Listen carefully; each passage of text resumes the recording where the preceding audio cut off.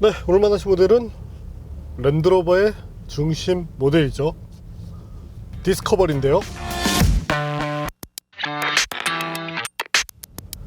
사실 제 개인적으로 별로 좋아하는 모델은 아닙니다.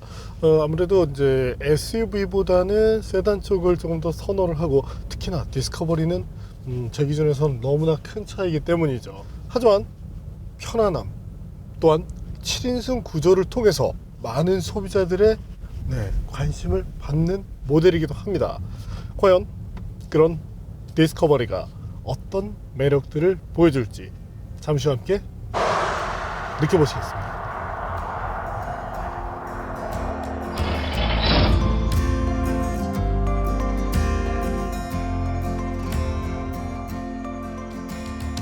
5세대 디스커버리는 다재다능한 SUV임을 표방합니다. 진입각 34도, 이탈각 30도, 램프각 27.5도, 도강 깊이 900mm, 견인 용량 3.5톤에 이르는 오프로드에 특화된 모델입니다. 디자인은 현대적인 랜드로버의 특징을 따릅니다. 풀 LED 헤드램프와 유선형의 곡선 등으로 한층 부드럽고 고급화된 이미지를 전달합니다. 측면부의 모습 역시 과거의 각진 형태에서 부드러운 곡선으로 변경이 됐는데요. 계단 형태를 유지한 루프라인에서 디스커버리만의 전통도 보입니다. 빠른 지상고 조절이 가능한 에어 서스펜션은 최대 115mm의 지상고 조절 범위를 갖습니다. 후면부는 비대칭 도어 디자인으로 기존 디스커버리 특징을 이어갑니다. 리어 램프는 기존의 세로 형태에서 가로 형태로 변경됐습니다. 부드러워진 디자인 덕분에 공기 저항 계수는 0.33으로 낮아졌습니다. 차체의 85%에 이르는 알루미늄을 비롯해 마그네슘 등 경량화 소재를 사용한 덕분에 차체 중량은 최대 480kg까지 줄일 수 있었습니다. 기존 모델의 인테리어가 기능성에 집중해 다소 투박한 모습이었다면 이번에는 고급 SUV라는 점을 내세우고 있습니다.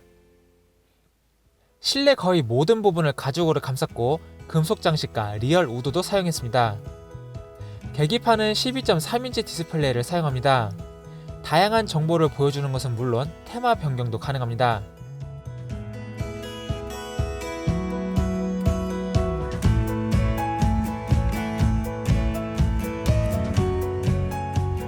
또 제기어와 달리 계기판에 한글화도 이루어졌습니다. 센터페 CI는 10인치 디스플레이와 인컨트롤 터치 프로 인포테인먼트 시스템이 탑재됩니다. 하단에는 공조장치 패널이 자리하며 안쪽에는 수납 공간이 숨겨져 있습니다. 센터 콘솔에는 변속 다이얼과 터렌 리스폰서 조작 다이얼을 배치했습니다. 센터 콘솔 박스에는 쿨링 박스도 있습니다. 시트는 통풍과 열선 모두가 장착됐습니다. 메모리도 3명까지 가능하고요. 하지만 정작 메모리 버튼과 윈도우 버튼의 위치가 뒤바뀐 것이 아닌가 할 정도로 그 조작성이 어색합니다. 뒷좌석은 넓습니다. 평평한 센터 터널 역시 공간 경쟁력을 키웁니다.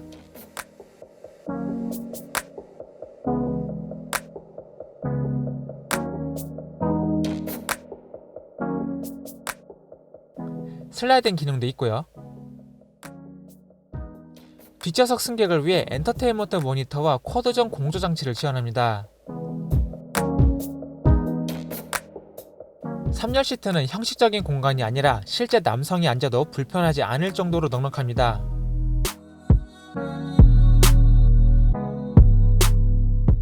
(3열을) 위해 수납을 할 수 있는 공간과 파워 아울렛도 갖췄습니다.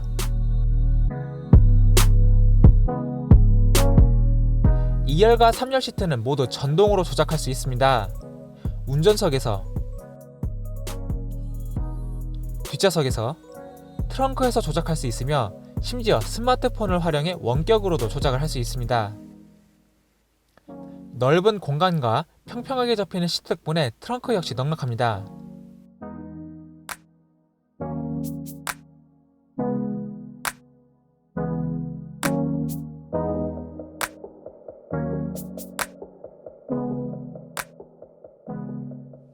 (3열) 시트를 모두 활용해도 258리터의 공간을 가지며 3열이 폴딩되면 1137리터로 확대됩니다. 여기에 2열 시트까지 접으면 2406리터까지 넓어집니다.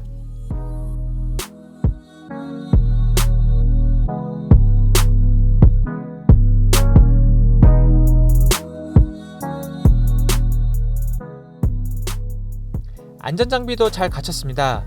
정차 및 재출발이 가능한 어댑티브 크루즈 컨트롤, 사각 경고 시스템, 전방 추돌 경고 등의 기능이 탑재됩니다. 스티어링 휠의 개입을 통해 차선 이탈을 막아주는 기능도 지원하지만 적극적으로 차선 이탈을 방지해주지는 않습니다. 가장 다재다능한 SUV임을 내세우는 5세대 디스커버리가 저희 팀에게도 좋은 평가를 받을 수 있을지 바로 확인해 보겠습니다.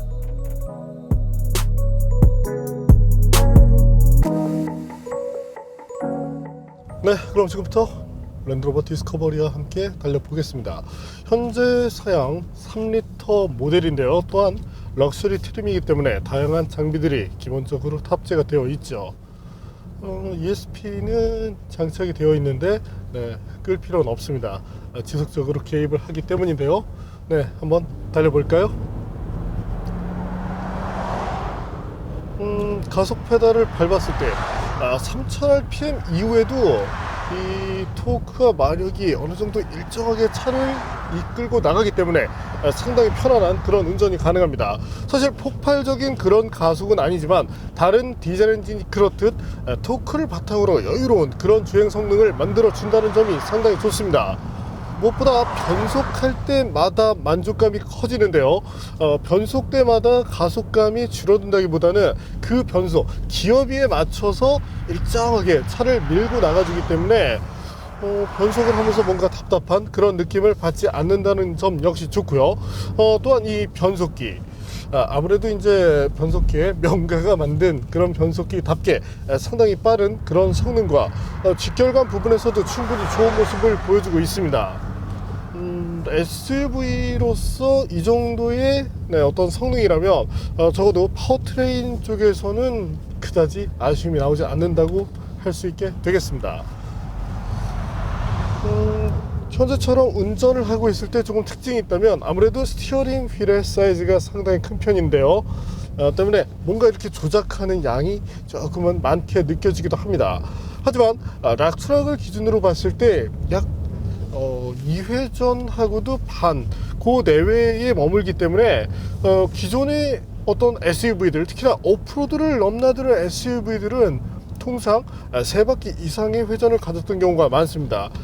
현재 쌍용 같은 경우도 이제 3바퀴 이상을 넘어가서 이 운전을 할 때 조금 아쉬운 그런 느낌을 주는데, 어쩌면 전통적인 그런 오프로더의 강자 중에 하나인 이 디스커버리가 이런 모습을 보여주고 있다는 점이 상당히 신선하기도 합니다. 특히 이제 현재 모델은 분위기도 이제 투톤으로 되어 있어서 살짝 더 고급스러운 그런 느낌을 보여주고 있고요. 물론 디스커버리 시리즈가 그랬듯 조금은 투박한 그런 느낌들이 살아나기도 합니다. 물론 여기서 말하는 투박함이 단점으로 말씀드리는 것은 아니고요. 계기판의 형상 역시도 좋은데 2018년형으로 오면서 변경된 내용입니다. 작년까지는 이제 아날로그 방식을 사용했었는데 올해 이것이 변경이 되었었죠. 때문에 이제 연말에 차를 구입하시는 분들이 차량을 뭐 이렇게 인수하지 않고 기다리시고 이랬다는 설이 있기도 합니다. 어쨌든 조금 더 세련된 그런 모습을 보여준다는 점이 좋네요. 또한 12.3인치에 달하기 때문에 디스플레이 자체에 상당히 시원스러운 느낌을 주고 있습니다. 현재처럼 스티어링 휠을 이렇게 부드럽게 돌리면서 코너링을 하고 있을 때 아무래도 이제 ESP의 개입이 꾸준하게 이루어지는데요. 어찌 보면 다른 SUV들보다 상당히 빠른 시점에 작동한다고 느끼게 됩니다. 실제 이 바디롤의 양도 다른 SUV들보다는 많은 편인데요. 하지만 이 차에서는 이것이 크게 단점으로 부각되진 않습니다. 이 차는 분명히 오프로드까지를 아우를 수 있도록 만들어졌기 때문인데요. 오프로드를 위한, 이를 위해서 랜드로버는 터레인 리스폰스 시스템을 각각의 모델에 탑재를 하고 있습니다. 현재 디스커버리의 것은 당연히 진보된 그런 터레인 리스폰스 시스템인데요. 여기서 사륜구동 시스템에 대해서 김선우 기자에게 얘기를 한번 들어볼까요?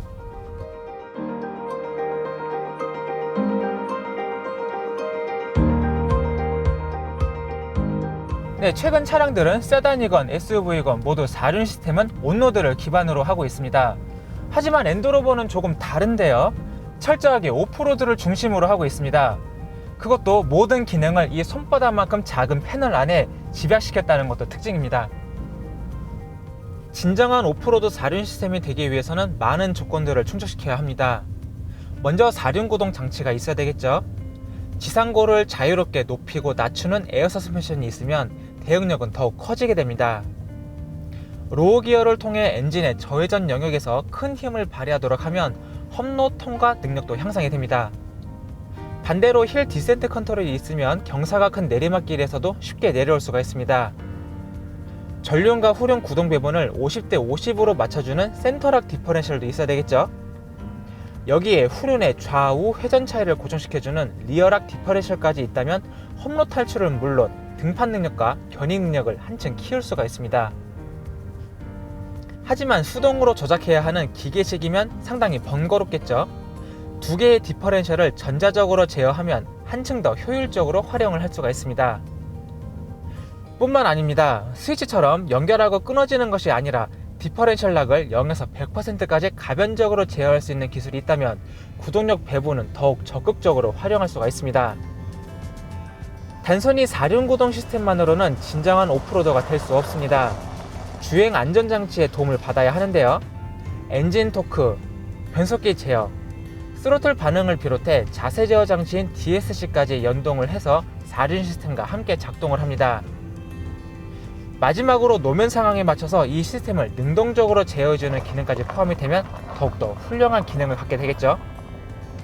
이 모든 기능을 하나로 모은 것이 바로 랜드로버가 갖고 있는 터렌 리스폰스 2입니다. 복잡하게 어떻게 작동하는지 알 필요는 없습니다. 다이얼을 돌리기만 하면 지금까지 설명한 모든 기능들이 알아서 작동을 해주기 때문입니다.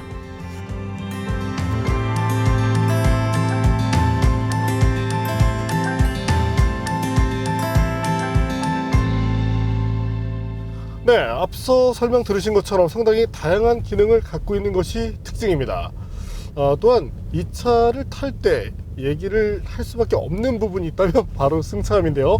현재 상당히 좋지 못한 노면을 달리고 있는데도 불구하고 그냥 평탄한 노면을 달리는 것처럼 상당히 편안한 느낌을 보여줍니다. 네, 저희가 이제 최근에 테스트 했었던 쌍용 렉스턴 스포츠 G4 렉스턴 때도 그랬지만 승차감 저하에 의한 아쉬움이 상당히 컸었는데 현재 디스커버리 적어도 승차감 부분에서는 최고를 달리고 있습니다. 뭐 7인승 모델들 사실 많죠. 가격을 낮춰서 보자면 뭐 미니밴을 제외한다면 SUV 쪽에서는 뭐 혼다 파일럿이나 닛산을 비롯해서 포드 여러 회사들이 이제 내놓고 있는데 고급형으로 가게 되면 아우디의 Q7 또한 현재 타고 있는 이 디스커버리 정도를 떠올리게 되는데 적어도 승차감에서만큼은 디스커버리 쪽이 압도적으로 유리하다고 얘기를 드리고 싶네요. 실제 이제 제 지인이 승차감을 가장 중심에 놓고 차를 선택한다고 얘기를 해서 제가 디스커버리를 추천을 했던 바 있습니다. 작년의 얘기인데요. 적어도 디스커버리는 승차감 부분에서 한 번도 실망감을 준 적이 없죠. 또한 지금도 그렇고요. 서룡아 잘 타고 있지? 네, 디스커버리 첨단 기능에 대해서 신경 쓴 것도 좋습니다. 사실 제규어나 랜드로버가 뭔가 첨단의 느낌은 주고 있지만 실제로 그런 것들을 구현하는 부분에서는 조금 인색한 그런 경우도 많았는데 현재는 상당히 많은 것들을 담아내고 있습니다. 특히 앱을 사용해서 시트를 접는다든지, 물론 이를 통해서 단가가 많이 올라갔죠. 때문에 가격도 많이 올라갔습니다. 하지만 이런 기능을 통해서 분명히 편의성을 누릴 수 있기 때문에 적어도 프리미엄급 SUV를 생각하시는 분들에게는 이런 점조차 장점이 되지 않을까 싶네요. 또한 곳곳에 마련된 버튼을 통해서 시트를 폴드 시킬 수도 있습니다. 또한 무엇보다 중요한 점이 있다면 바로 3열 공간인데요. 3열 성인이 앉아도 적당히 편안한 그런 느낌을 줍니다. 물론 뭐 혼다 파일럿과 비교를 한다면 그쪽이 약간 더 낫다고 생각이 되지만 그래도 차량의 어떤 그 고급화 이런 점들로 놓고 본다면 충분히 타협할 만한 수준이 된다고 말씀을 드리고 싶네요. 네, 아무래도 이제 편의성과 7인승 SUV 이런 장점이 많기 때문에 이 부분에 대해서 먼저 설명을 드렸는데, 네, 여기서 잠시 엔진에 대해서도 살펴볼까요? 현재 모델, 물론 이제 2리터 모델도 있지만 현재는 3리터 모델을 바탕으로 하고 있습니다. 258마력의 최고 출력을 낼 수 있고 61.2kgm의 최대 토크를 갖고 있죠. 사실 수치적인 것을 알지 못하더라도 가속 페달을 이렇게 밟아보면 RPM 상승에 따라서 상당히 편안하고 여유롭게 차가 나간다는 느낌을 받게 됩니다. 그렇다면 발진 가속 성능에 대해서도 한번 알아볼까요?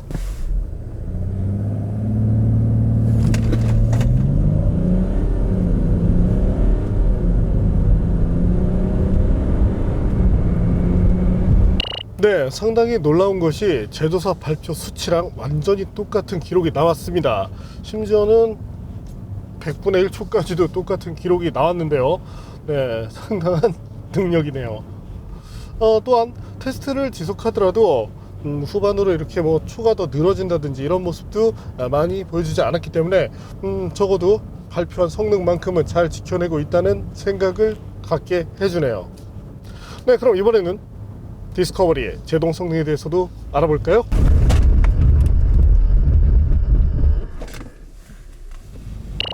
네, 여기서 보여준 성능은 39m 정도입니다. 물론 이제 2톤을 넘어서는 차체를 감안하면 그래도 뭐 충분히 이해를 해줄 수 있는 부분이긴 하죠. 네, 여기서 잠시 무게에 대해서도 알아볼까요? 랜드로버는 이번 디스커버리를 통해서 뭐 다른 랜드로버 모델도 그렇지만 경량화를 했다는 점을 상당히 내세우고 있습니다. 현재 이 모델도 70% 이상을 알루미늄으로 만들었는데요. 그 알루미늄은 도대체 어디에 갔을까요? 네, 한번 시간 날 때 찾아보도록 하죠. 사실 제기어도 그렇지만 알루미늄을 많이 사용하긴 하는데 네, 정말 이 무게를 보면 깜짝깜짝 놀랄 때가 많습니다. 그래도 전 세대 모델들과 비교를 한다면 분명히 경량화를 추구했다는 점을 쉽게 느낄 수 있게 되고, 뭐 디스커버리 뿐만 아니라 레인지로버를 보더라도 확 달라진 그런 모습이 비춰집니다. 물론 성능적으로도 이점이 생겼고요. 다만 이제 제동 성능 다시 한번 볼까요? 39m대를 보여주고 있는데 이것은 이제 최단 거리이고, 네, 42m까지 테스트를 이제 조금 반복하다 보면 42m까지 늘어납니다. 더 반복하다 보면 더 늘어나게 되는데 현재 모델은 최대 7명의 승객이 앉을 수 있습니다. 특히나 이 모델은 프리미엄 SUV죠. 그런 점들을 감안한다면 기본적인 세이프티 측면에 대해서도 신경을 써줄 필요가 있겠습니다. 때문에 지금보다는 조금 더 나은 그런 제동 능력을 끌어낼 수 있도록 해주면 좋겠네요. 타이어의 성능 자체는 네, 무난합니다. 사실 본격적인 그런 온로드형 SUV가 아니기 때문에 순수한 어떤 그런 그립보다는 여러 가지를 챙겨야 되는데, 네, 현재 이제 스콜피온 시리즈를 쓰고 있죠. 현재 보시는 이 타이어 적어도 차량 성격과는 잘 매칭되는 타이어라고 말씀을 드리고 싶네요. 다만 이제 휠이 20인치에 달하는데 외적으로는 이점이 있지만 그래도 뭐 타이어를 교체할 때 비용이 살짝 올라갈 수 있고, 또한 승차감적인 측면으로 봤을 때 그래도 한두 치수 정도 낮춰서 가는 것도 좋지 않았을까 싶은 마음이 들긴 합니다. 단 이제 국내 소비자분들께서는 그래도 이 시각적인 만족도를 상당히 중시하시죠. 그렇기 때문에 아마도 이 부분에 만족을 하실 것 같은데, 적정한 그런 휠을 채용하게 될 경우 네, 주행 연비는 물론 가속, 제동 여러 가지 부분에서 이점을 취할 수 있게 되는 것이 보통입니다. 네, 앞서 그 서스펜션에 대해서 말씀을 드렸었죠. 상당히 좋은 승차감을 갖는다고 말씀을 드렸습니다. 거기에 부가적인 이점이 있다면 이 에어 서스펜션이 반응하는 속도 자체가 상당히 빠른 편입니다. 타사의 것도 저희가 이제 많이 경험을 해봤는데 이제 쓰다 보면은 이 반응 속도 부분이 조금은 답답해 이렇게 느껴지는 경우가 있는데, 현재 디스커버리의 시스템 뭐 상당히 빠른 시간 안에 원하는 내용들을 잘 구현을 해주고 있습니다. 네, 이런 점들은 분명히 칭찬을 할 부분이고요. 핸들링이라든지 이런 부분에서 그렇게 빼어난 모습을 갖지는 않습니다. 하지만 이것이 차량의 성격 또한 세팅을 감안했을 때는 그래도 충분히 좋은 성능이기 때문에 이런 부분에 대해서 단점이 되진 않고요. 장거리 투어를 하는 입장에서 아쉬움이 된다면 앞서 말씀드린 이 스티어링 휠의 사이즈 정도인데, 네, 그래도 오프로드를 달리실 분들도 분명히 계실 겁니다. 물론 1% 미만이겠지만 그런 분들에게는 현재와 같은 스티어링 시스템, 네, 이것이 더 유리하다고 말씀을 드릴 수 있겠네요. 네, 상당히 많은 그런 기능들을 담아내고 있는 디스커버리인데요. 시트 자체도 조금은 단단하게 설정이 되어 있습니다. 네, 렉스턴 스포츠 때는 이 시트가 단단해서 승차감도 안 좋은데 시트까지 단단해서 조금 아쉬움이 됐었는데, 현재는 편안한 승차감이 구사되는 만큼 오히려 이 적당히 단단한 시트가 장거리 투어에 이점으로 작용하고 있기도 하고요. 인포테인먼트 시스템에 대해서도 뭐 충분히 좋은 평을 할 수 있겠고, 메리디안 사운드 시스템도 네, 어느 정도 평균 이상의 그런 능력을 보여주고 있습니다. 하지만 아쉬움이 되는 부분이 있다면, 네, 잠시 여기서 차를 세워볼까요? 네, 윈도우를 조작해야 할 때, 이때 손을 이렇게 올려야 합니다. 이쪽에 있기 때문인데요. 반면 손이 잘 닿는 이쪽에는 메모리 시트, 그리고 도어 락 버튼이 위치합니다. 네, 외계인이 만들었나 보죠. 팔의 구조가 우리와는 다른가 봅니다. 더욱이 지금 이 아래쪽으로 보시면 도어를 열기 위한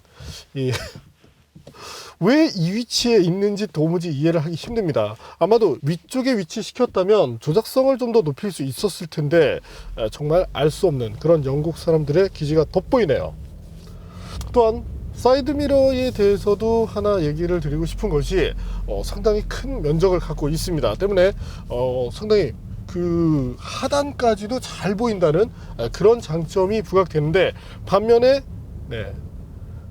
옆쪽으로 소위 말해서 이제 사각지대나 이런 쪽에 조금 한계를 보여주게 되는데요. 전체적으로 뭐 키우면서 어떤 시야 확보를 키우고자 한 노력 자체는 좋긴 한데, 어찌 보면 이제 안전상으로 밑에보다는 옆쪽이 더 중요할 수 있기 때문에 향후에는 이런 점들도 감안해 주면 좋겠네요. 그래도 전반적으로 어떤 깔끔한 그런 모습을 구현하고자 노력한 흔적을 보여주고 있는 것이 바로 이번 디스커버리라고 말씀드릴 수 있겠습니다. 네, 그럼 이번에는 디스커버리의 정숙성에 대해서도 알아볼까요? 수치적인 부분보다는 그래도 차를 타고 있을 때 이때의 만족감이 조금 더 높다고 말씀을 드리고 싶네요.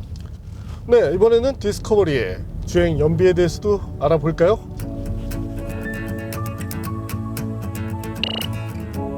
네, 주행 연비 부분에서도 충분히 좋은 능력을 보여주고 있습니다. 특히나 이 차의 무게를 감안한다면 더더욱 그렇죠. 또한 배기량이 이제 3리터 엔진이기 때문에 이런 점들을 감안해서 바라본다면 연비 부분에서는 충분히 타협할 만한 수준을 보여주고 있습니다. 단 이제 향후에 시내주행 연비를 조금만 더 높여주면 좋을 것 같고요. 물론 현재 모델에 오토 스탑 기능이 마련되어 있긴 합니다. 네, 랜드로버 디스커버리. 역시 랜드로버가 자랑하는 주력 모델답게 상당히 많은 것들을 담아내고 있습니다. 그 업그레이드의 흔적을 느낄 수 있다는 점이 좋고, 또한 디자인 자체가 과거에는 너무 좀 투박해서 너무 좀 매니아적인 그런 성향이 강했는데, 최근에 랜드로버 모델들은 그런 느낌을 상당히 좀 많이 희석을 시켰죠. 최신 SUV의 느낌, 그런 느낌을 잘 살려내면서도 자사가 보여주고자 하는 그 아이덴티티를 잘 표현해냈다는 점, 바로 그 점이 랜드로버 디스커버리가 갖는 매력이라고 할 수 있게 되겠습니다. 뭐 벨라 같은 모델 디자인으로 상당히 좋은 평가를 받고 있기도 하고요.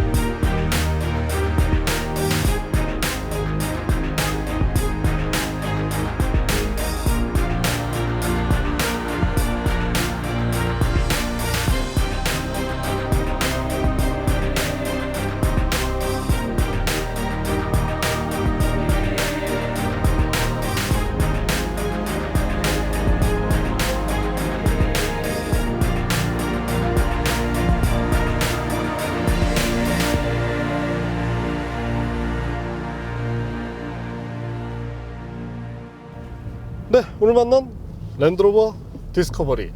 사실 이와 같은 모델이 제가 선호하는 모델은 아닙니다. 물론 제 개인적인 취향인데요.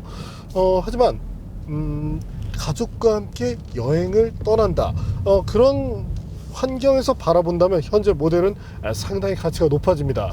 형식적이지 않은 3열 시트도 물론 이점으로 작용을 하고, 무엇보다 편안한 승차감이 이 차를 택하는 이유를 더 분명하게 만들어 주니까요. 반면에 아쉬움을 지적하자면 아무래도 액티브 세이프티 기능이 조금은 제한적인데요. 레인킵 기능의 경우 물론 단순한 알람뿐만이 아니라 직접 스티어링 휠에 토크를 가해서 이렇게 제어를 해줍니다. 하지만 타사 모델과 비교를 한다면 그 작동 자체가 그렇게 매끄럽지 못하고 어떤 경우는 차선을 이렇게 쉽게 벗어나는 경우도 있었습니다. 때문에 이 시스템에 대해서는 사실 그렇게 신뢰도가 높지 않은데요. 향후에 랜드로버가 이런 부분에 대해서도 조금 더 신경을 써주면 좋겠습니다. 물론 이런 것조차 담아내지 않은 제규어보다는 낫지만 그래도 차량 가격이 얼만데요. 이런 점들을 생각하면 좀 더 많은 신경을 써야 될 필요가 있겠죠. 어쨌든 편안함, 다시금 편안함, 이를 중심으로 바라볼 때 디스커버리는 여전히 좋은 선택이 된다고 말씀을 드리고 싶네요. 다만 이제 제규어도 그렇지만 가격 정책 자체는 상당히 잘못되어 있죠. 일단 가격을 상당히 높게 부르는 경향이 있는데 뭐 이렇게 가면 조만간 이제 벤틀리의 뺨맞아 때릴 기세입니다. 랜드로버 조금 더 정직한 그런 가격을 통해서 차사 소비자들에게 배려하는 그런 모습을 보여주면 좋겠네요. 오늘은 가격은 비싸지만 상당히 편안한 디스커버리를 만나봤습니다.